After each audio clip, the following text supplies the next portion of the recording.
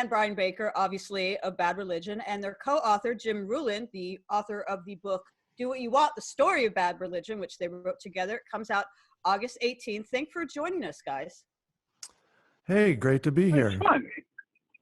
It's fun. I didn't even see Jim there until you said Jim's with us. So, hey, what's up, Jim? He's not talking. Davey, it's great to see you as well. It is so good to see you, gentlemen.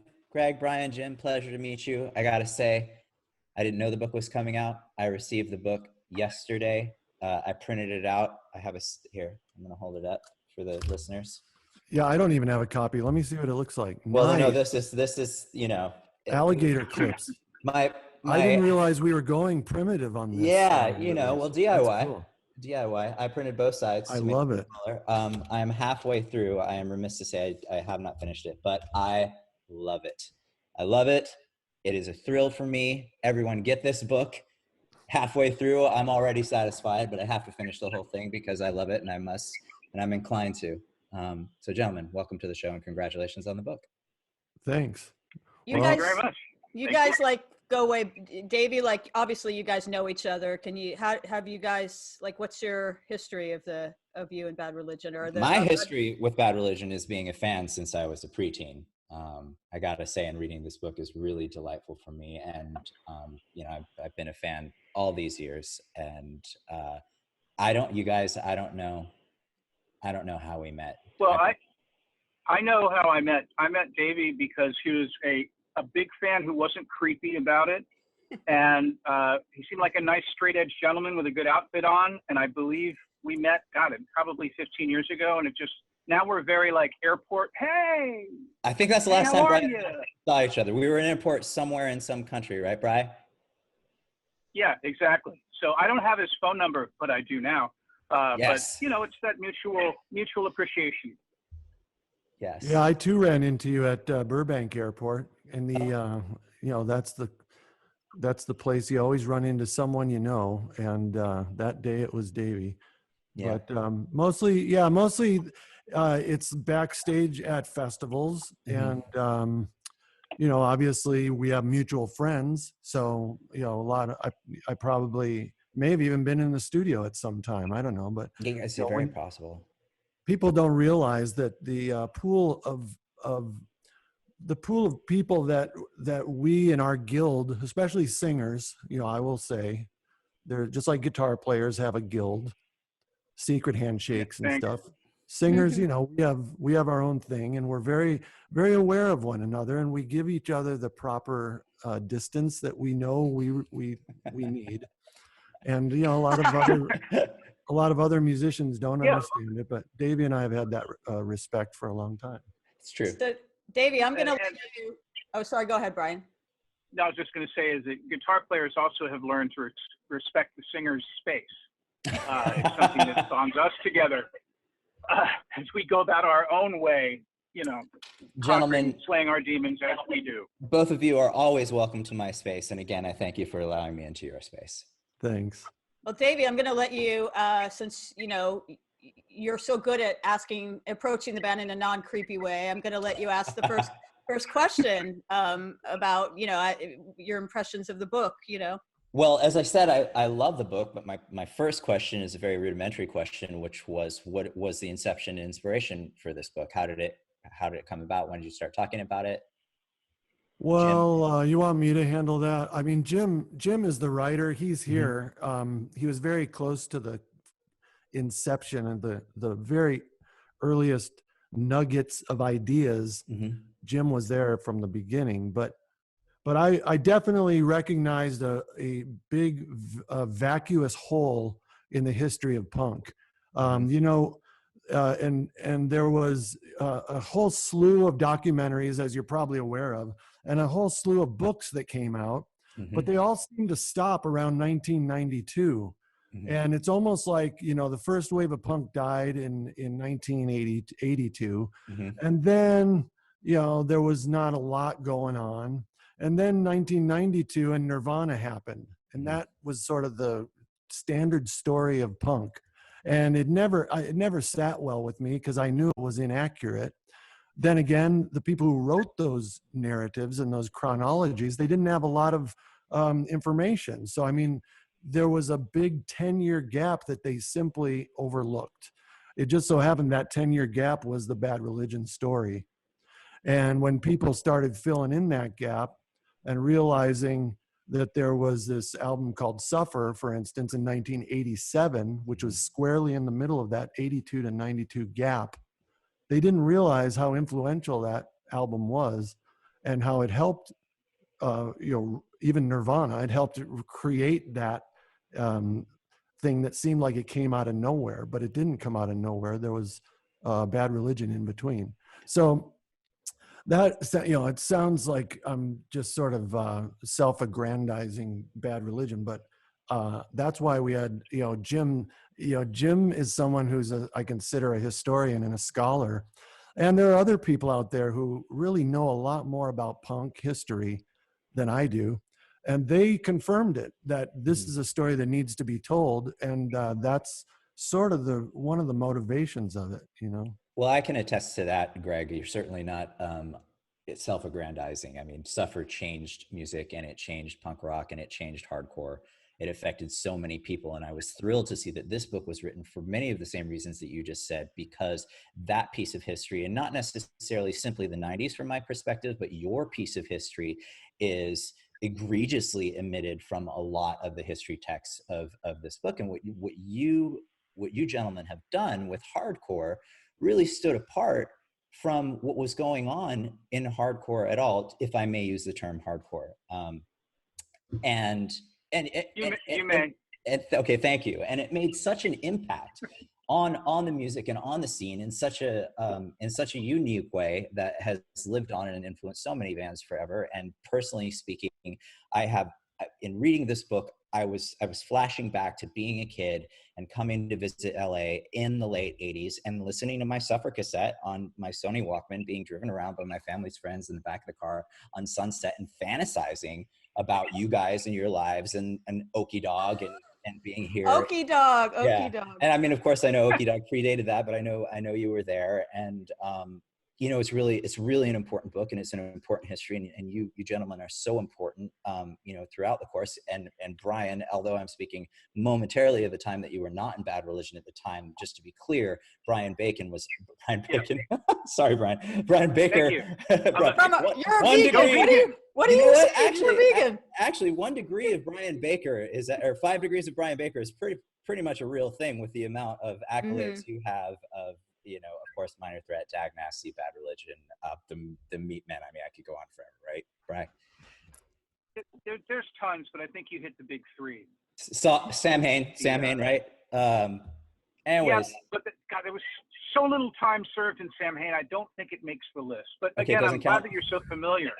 I'm a fan, Brian. I wouldn't say that to Glenn, but I wasn't. I didn't spend a lot of time in that camp.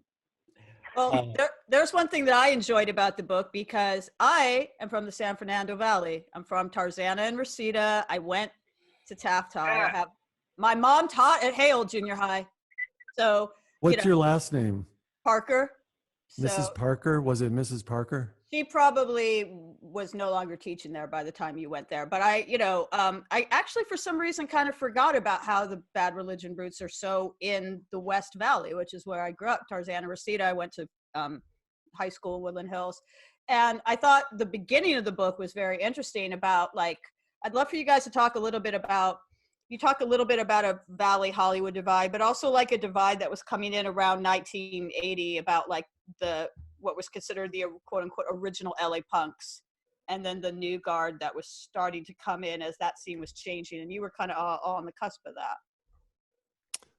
Well, I mean, you're not aware of those things. You need an outside historian to really put it in perspective. As a kid, I was 15 years old in 1980 and started Bad Religion, having no awareness of how exactly it fit into the earlier wave of punk in LA, or how it would go on to be relevant. We didn't really think like that. I have to say that our awareness was completely determined by what we listened to on the radio on Saturday and Sunday nights with Rodney Bingenheimer. And so Rodney played what was happening, his word, not mine. He used to say, "This is happening." And, happening. and you know, we basically said, man, you know, there's this scene going on in Hollywood, but we're way out here in the West Valley. It's like, I don't see any of these bands, you know, so we got to somehow get to those shows. Well, I was 15, didn't even have my license yet. So I relied on Jay. Jay was 16. Brett was 17. Brett had the wheels, you know. Jay got wheels when he was 17, I think. But we made it a point then to drive into Hollywood as much as humanly possible, just so we could be where it's happening. But by that time, you know, when bands started, X was kind of like a big deal because they were part of that first wave. But the Weirdos were on the wane. You know, there were not a lot of Weirdos shows. There were some, but the overlap was very confusing to me. It's like, why couldn't we see the Germs? You know, well, by whatever 80, I guess it was late 80 or early 81, Darby killed himself. And I remember my first show was at the Fleetwood, actually before I knew Jay or Brett.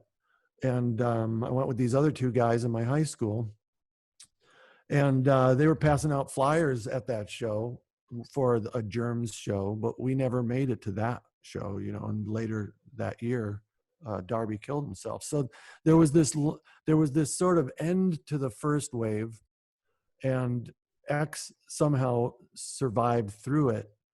But you know, they were quickly being eclipsed by, and I don't mean eclipsed in the sense that they weren't relevant. They were highly respected. But I'll tell you this much, they wouldn't give Bad Religion the time of day. You know, I'll tell you that much. I mean, we were just kids from the valley, and we were not to be taken seriously. And that's absolutely true, which is fine. You know, we looked up to them so much that they could have asked us to carry their gear and we would have done it happily. Well, I love the story in the book, though, since you mentioned the Germs. Like, only in LA would this happen. Tell me about the USC frat party that you guys played at with the Circle Jerks, like very early on. I think you were teenagers, because only in LA this is a true classic LA story. Well, yeah, by that time, we had put out an EP, and we had 6 songs that Rodney Bingenheimer was playing. He played one of them. He actually played one of them when it was just a cassette tape. So we didn't even have any pressed vinyl yet. But I have no idea how we heard about this. Probably Greg Hetson, who was in the Circle Jerks at the time. And we were pals and hung out. And he probably said, hey, you know, the Circle Jerks just got hired to play a frat party. And I'm like, you know, whatever. At USC, right? Yeah, it was USC. And I said, you know, if the Circle Jerks are going to play it, I'll play it. But I wasn't that excited about playing for a fraternity, you know. Yeah, so I think they were doing that kind of thing, you know. The fraternities were hiring bands that they could get. As the tale goes in the book, Greg, the frat was, which explained things. If you read Keith's book, he talks about this party, and I was nonplussed when I hit it, just the way you were when you were asked to play it. But in Keith Morris's book, he doesn't mention what is mentioned in your book, that the frat party was punk themed. Now we're talking. And they hired. Of course, I'm just quoting your own book here. And apparently, they hired you guys to play, or asked you guys to play. They wanted real punk bands, and as the book tells, Jim, correct me if I'm wrong, the frat boys dressed up as punks. Oh my God. And then you guys were punks. Jim, is that, as you recall, the interview? That's the story that Keith told me. Oh, okay. Must be true. But then like Darby party. But then like Darby Crash and Pat Smear were actually there. Across the street. Darby and Pat were across the street getting free beer. I know. that's the kind of thing, you know, I do remember there were a bunch of, that's where there was a beer bong, and Peter, our drummer at the time, actually Peter was our roadie at that time because Jay Ziskraut was still in the band, but that was the first place I'd ever seen a beer bong, and Peter downed about 64 ounces of beer within, you know, one shot. Well, was that before or after he played? No, he was our roadie at the time. He was a roadie at the time. Yeah. He wasn't in the band at the time. But Brian, were you spending a lot of time in LA back then? What was your first interaction with these gentlemen? It had to be prior to actually joining the band, right? It was, but I didn't see Bad Religion live at all. By the first time I saw Bad Religion play, I think I had already joined the band. I think so. But Brett was still playing. That's true. If I'm not mistaken. What year was that, But Brian? this was 1994. Wow. So I had never, my Bad Religion experience was pretty limited. I bought How Could Hell Be Any Worse when it came out. And I bought that and Jealous Again the same day. Yeah. And I preferred the aggression of Jealous Again, but I liked the singing and melody better on the Bad Religion record. And that was, you know, it's just kind of funny how that worked because, you know, I mean, I still have the copy. Were you doing, what year was that? Did Diagnosty exist yet? No, this was Minor Threat still. I was in Minor Threat then. When did that record come out? 82? Greg? Yeah. 82. Okay. Yeah. So that's when that was happening. And so I only got to, my LA experiences, early on, I went out there on tour a few times with Minor Threat, but I never really crossed paths with Bad Religion people at all. The first interaction I had with a member of Bad Religion, well, it had to be Hetson. Everybody was friends with Hetson. But, you know, knowing him Greg from was the the Circle real Jerks. scenester. I mean, Greg actually, Hetson lived in Hollywood, so that was cool. He was wasn't he an original member of Red Cross too? He was in a lot of bands, I think. Yeah, that's when he lived in the South Bay. But. Okay. So it had to have been Hetson, and then I met Brett because Epitaph put out a. Hey, can you believe that? I'm getting a phone costume. call. Hold on a second. Hey. This is embarrassing. I'll just talk while you're doing that. Sorry Yeah, about go that. on. Do you have a mute button? This is the new reality. Later. Brett, Epitaph put out a posthumous Minor Threat record. I'm sorry, a posthumous Diagnosty record. Oh, you just blew my mind. Yeah, I haven't heard of that. Yeah. What? What, you haven't heard it yet? I gotta go. No, the Diagnosty record isn't that great, but we did put it out on Epitaph, and that's when I first met Brett. So this is in 1991. So again, I'm having like peripheral meetings, and if I'm not mistaken, Jay worked at Epitaph at that time. So I probably saw him while he was driving a forklift or doing something Bentley-like, you know, organizing something or stacking something very high. Yeah, that is true. I mean, I can testify that I went to shows every night. I mean, every weeknight that I could, and every weekend in high school, and never saw Minor Threat. I don't know. You know, I have a complicated life because I used to have to go back to Wisconsin for the summer times. I lived in Wisconsin. It's no problem, Greg. And simultaneously, I spent my summers in Wisconsin, and you know, my school years in Los Angeles, even while the band was going. And Minor Threat came on tour, I believe, when I was not there. I think you guys came in the summer once during my early years, and never saw Minor Threat. Brutal. Well, you know what's interesting is I was just this is you want this. This is the icing. I found a flyer online that showed Bad Religion playing a show with Minor Threat at the Roller Works, and I got so excited that I had found evidence that we had shared the stage, and I took it to Jay, and he told me that was not a real flyer, that was a fake flyer, and that did not happen. Man. Circle One was on the bill, Whoa. and I was so ecstatic, but you know, like many things good. in punk, it let me down. Brian, I Yeah. saw the internet showed me a photo of you. You look like you were about 10 years old sitting on your amplifier the other day playing a show. I wish I didn't know you were coming into my life today, but I would have taken a screenshot to know you, but you were playing with Minor Threat. It said you were playing at it feels like you were playing at a high school or No, an elementary school. okay, yeah, We that were my brain playing at wouldn't let me reconcile yes. that. I was like, I'm pretty sure it said elementary school. You remember?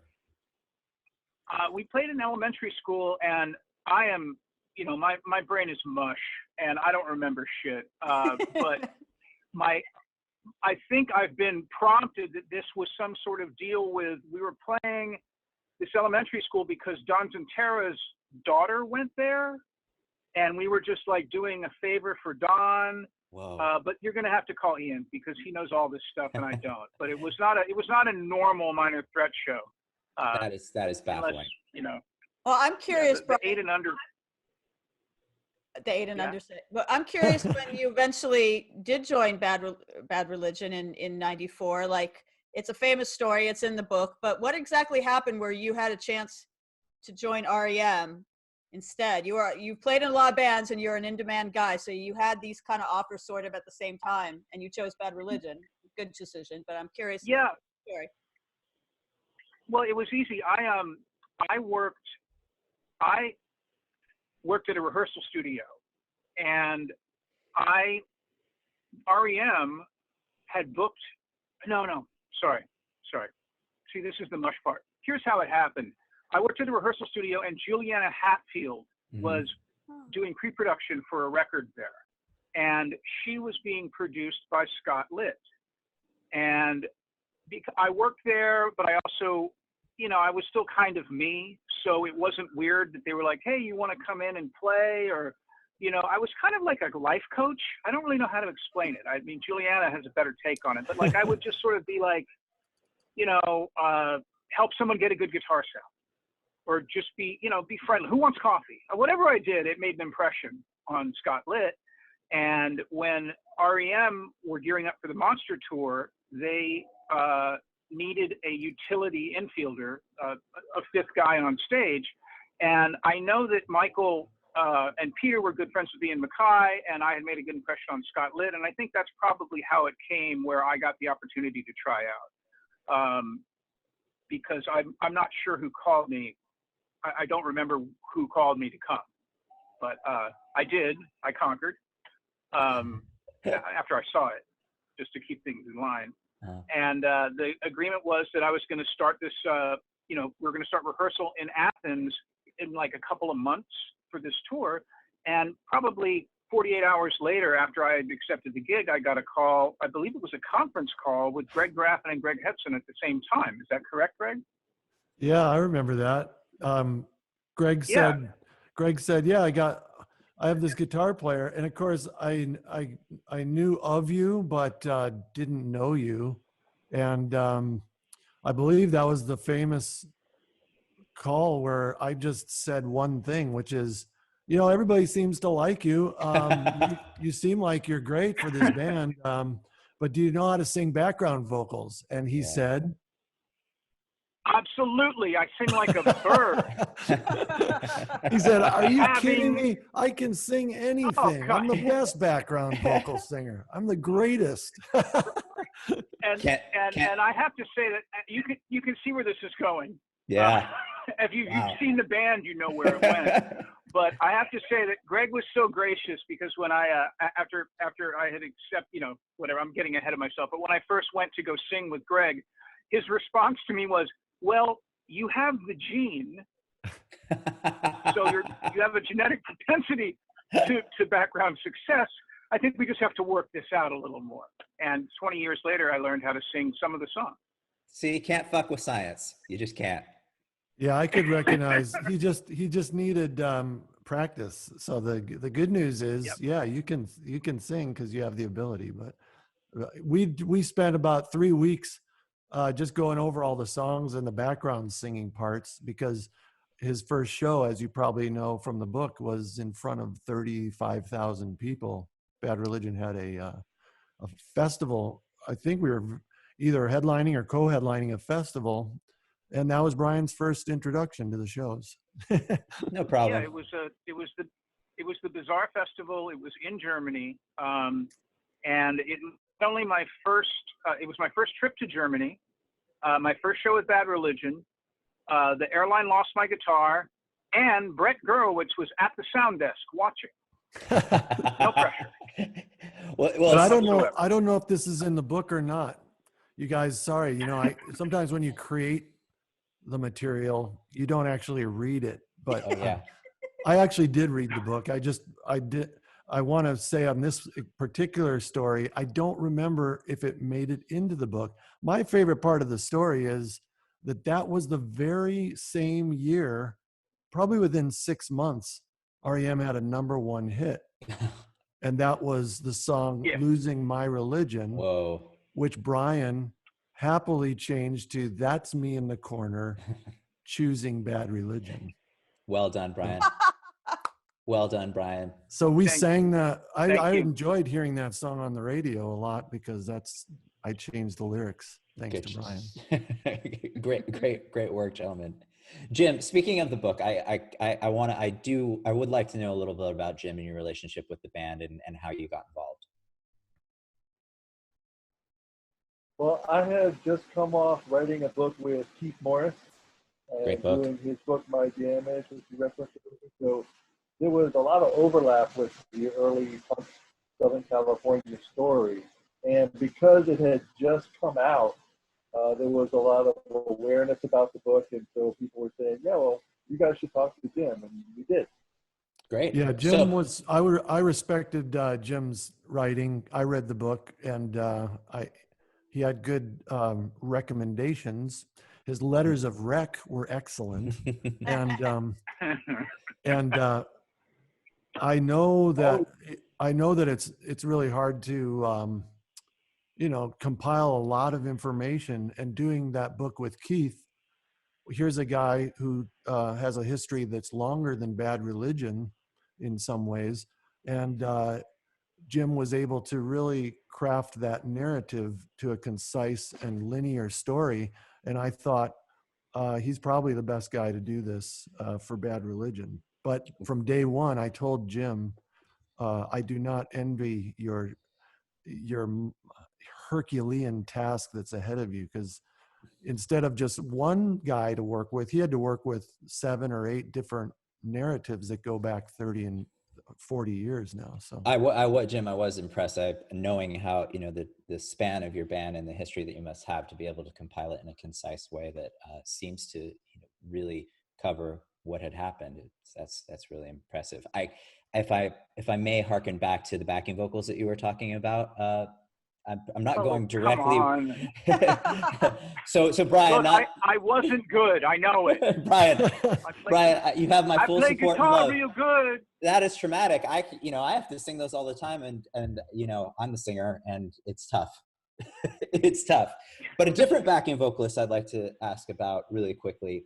I didn't know about Jeanette being involved in your life, Greg. I think more so. From Concrete Blonde? Yeah, and it thrilled me because as I was listening to Bad Religion, I was also very, very much listening to the Bloodletting record.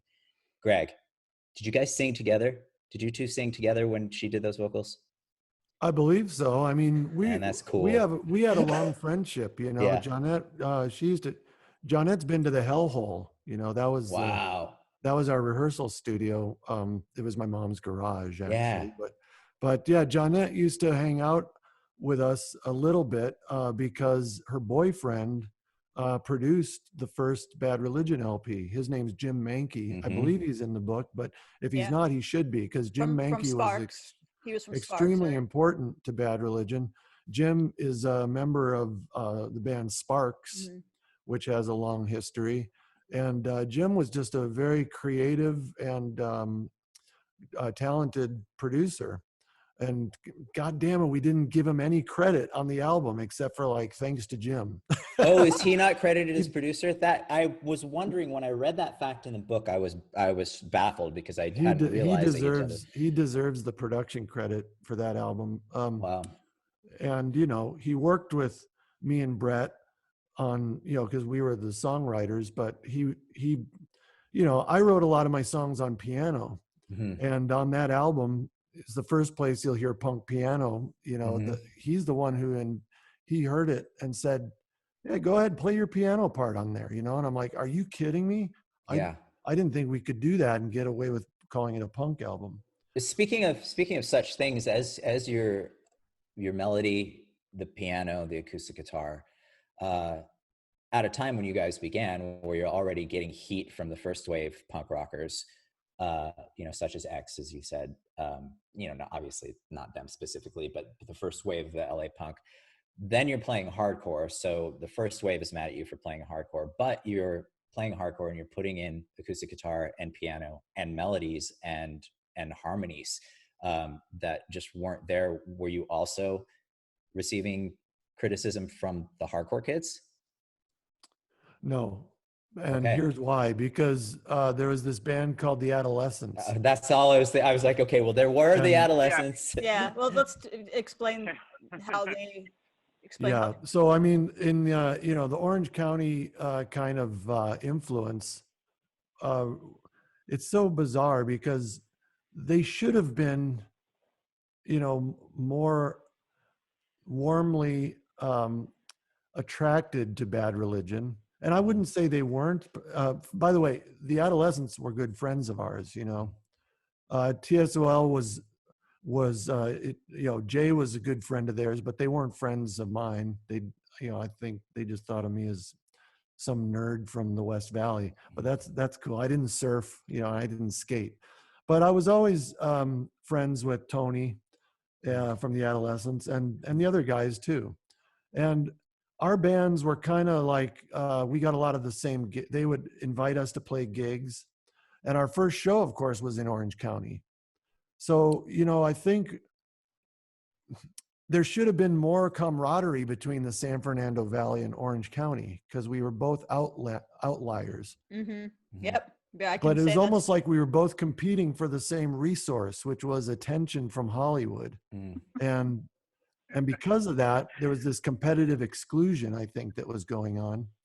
And, you know, it took a while for the Orange County, unless we were playing in Orange County, then we were pretty warmly received. But if it was a Hollywood show, it was, Bad Religion was still very low status. Whereas I think the Adolescents and probably Social Distortion, you know, because I remember playing an early show with Mike and I was going to Social ask D. about that. If that was Yeah. the Orange County gig, the gig that you did with Social D when you were Well, like that was the very first one, you know, and at that time they were just happy to have some other band playing with them at this warehouse. But when push came to shove and we got a legitimate gig at the Whiskey on the Sunset Strip, Bad Religion was second billed, you know, even though it was arguably equal.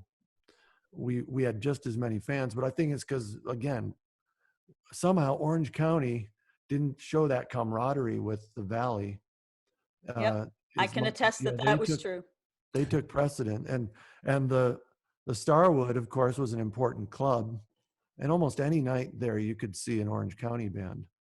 So what was happening was, I think that the outlier communities, the suburbs, were starting to grow in importance, and X and the early Hollywood bands didn't have as much dominion over them. They didn't have the traction.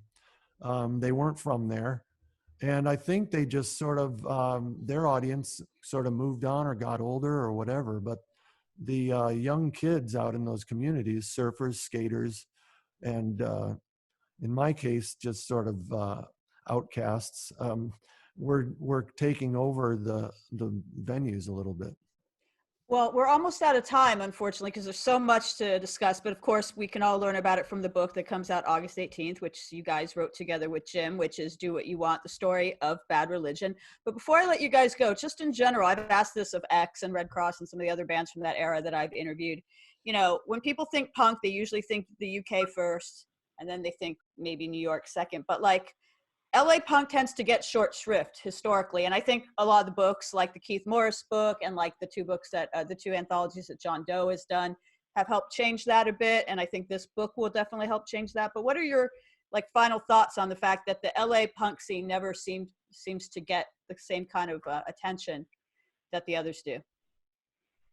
Well, I'm biased, so Well, I think we'll turn it over to Brian because he's actually someone from the East Coast at the time when this transition was happening. Well, honestly, I don't really see the LA scene getting short shrift, at least in my upbringing, because I am a Circle Jerks Black Flag kid. And to us, these were grown men who were doing incredible, frightening things. UK stuff was, at that time, and I'm talking about my formative years, which would be 80 through 83, the UK stuff didn't really have the same kind of importance to us. We liked records from bands that no longer existed. But LA was very powerful, at least in Washington, D.C. And it's still, I care very much for Bad Religion, but I listened to the Adolescents yesterday, and I didn't have to. Like, I wasn't prepping for an interview, or, I was just kicking back and listening to the Adolescents. Wow. And Social Distortion is one of my favorite bands. So I don't know. I guess maybe it's just maybe it's for people who've grown up in LA. Maybe there's that tendency to feel looked over. But I say no. Be proud. Hold your head high, LA. Awesome. That's a great way. There's I'll put a capper on that just says what it really boils down to is how it's treated intellectually, because what you're talking about is history and how we perceive history. And a lot of the reason that England and New York and even Minneapolis was seen as so important is because really good books were written about those scenes. And LA got a little bit of a later start, but thanks to people like Jim, I think that it's going to catch up real quick and people will realize how important Los Angeles was. Yes. So thank you, Jim Ruland, for your valiant efforts. Thank you, Jim. Well, there it is. It looks prettier than my copy. Yes. The book is called Do What You Want, The Story of Bad Religion by Bad Religion with Jim Ruland. It's out August 18th. And this was a real treat. Thank you guys so much for doing this. Everybody, if you want some more great reading material about a very important moment in LA music history, this is the book for you. Thanks, guys. Thank you. Much appreciated. Thank you.